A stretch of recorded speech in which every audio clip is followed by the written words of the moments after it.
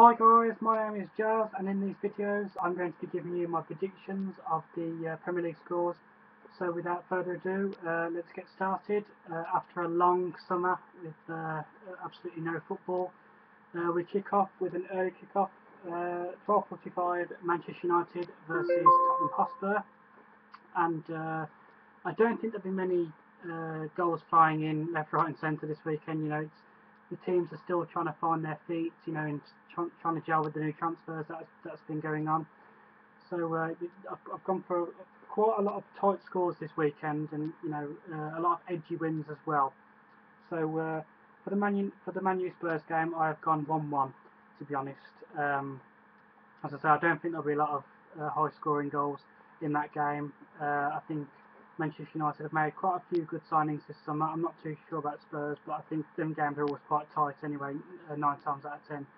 So I've gone 1-1 for that game. Then we move on to the 3 o'clock kickoffs, starting with Bournemouth, which is a new team that has been promoted into the Premier League.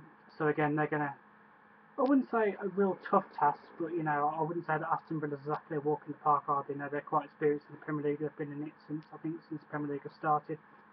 So Bournemouth versus Villa. I think Bournemouth are going to get off to a tough start, to be honest, against Aston Villa, because I've gone Bournemouth 0, Aston Villa 2.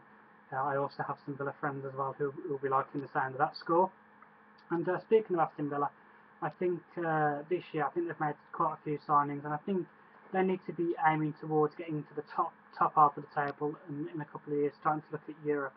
I think they've been in a relegation battle for like the past 3 or 4 seasons now, and that is nowhere near good enough for a team of Aston Villa's category. So I think this year their main aim will definitely be to finish in the top half of the table, or maybe even finish about 12th or 11th. That will definitely be progress. But get away from finishing 17th and 16th. That is a boring season for the fans, and quite nervous and tense as well. So I do think that Aston Villa, with a couple of their signings this year, will have a better season than they've had the last couple of years. And also, Tim Sherwood will have a full season in charge as well. So hopefully he'll do quite well there. Then we have Norwich versus Crystal Palace. Now again, that could be quite tight. Two Premier League, two very good attacking teams.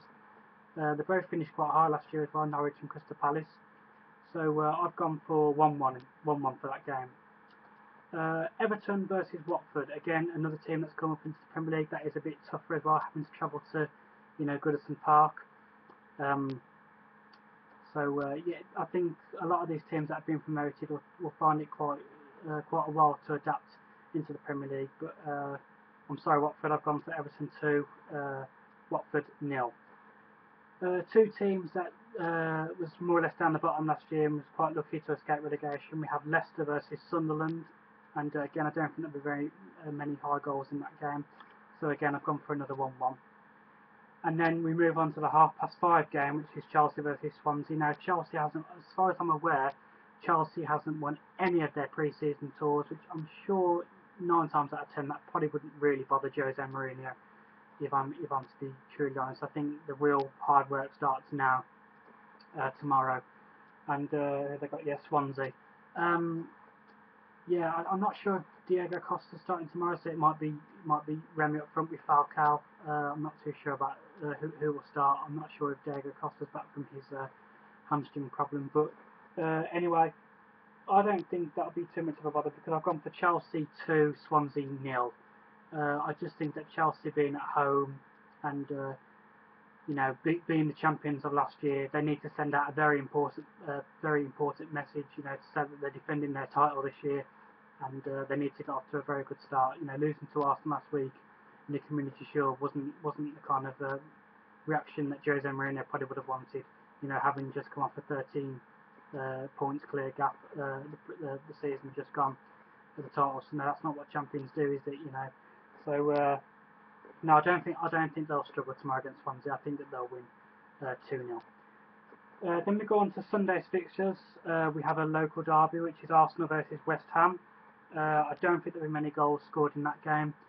Again, Arsenal's not made too many signings this summer, to last year, but they didn't really need to be honest. If we think about the way they finished off the season last year, they actually were the best attacking form and informed team from January all the way up to May.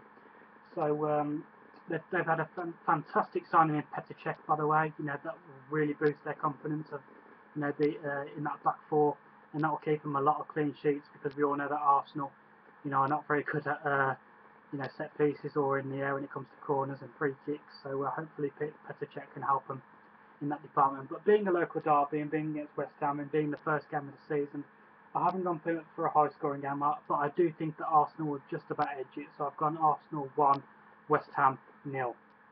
Also at 1:30 we have Newcastle versus Southampton.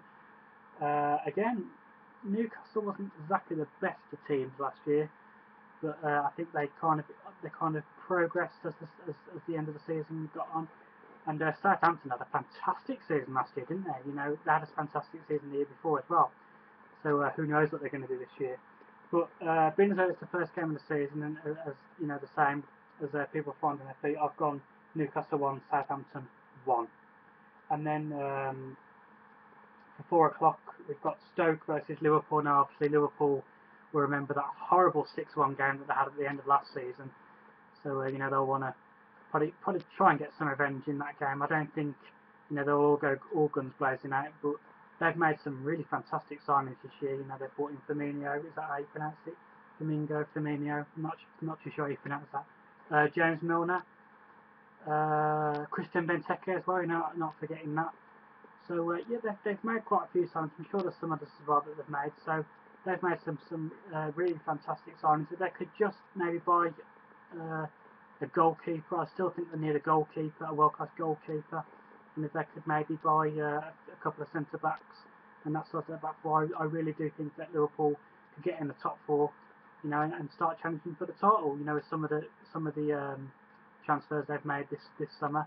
So hopefully Liverpool will get back to their best and how they was when Luis Suarez was there a couple of years ago. Because it's all good for the Premier League, isn't it? It's all good having attacking football, and Sky Sports loves that, and us as fans love all the goals flying as well. So it's all good. I really think it's going to be tight this year as well, the top four. But moving back to Liverpool, I do think that some of the signings that they've made this summer, I have gone Stoke 0, Liverpool 2. I do think that Liverpool will win this weekend. And then the last game of the weekend, well, I say weekend, it's Monday Night Football, is West Brom versus Manchester City. Now again, Manchester City were quite poor last year, considering that they won the title the year before. And to be honest with you, even though they won the title the year before, I thought they were quite poor in that season as well. They have bought Raheem Sterling in this summer transfer window, which personally I don't really rate him. I don't think he'd make much of a difference. I don't think he'll play that much this season for Manchester City. But being as though it's West Bromwich Albion, no disrespect to them. But again, I think that Manchester City need to send out a message, and teams like West Bromwich Albion, they should be beating them kind of teams. So I've gone West Bromwich Albion 0, Manchester City 2. So that's all the fixtures done for this weekend.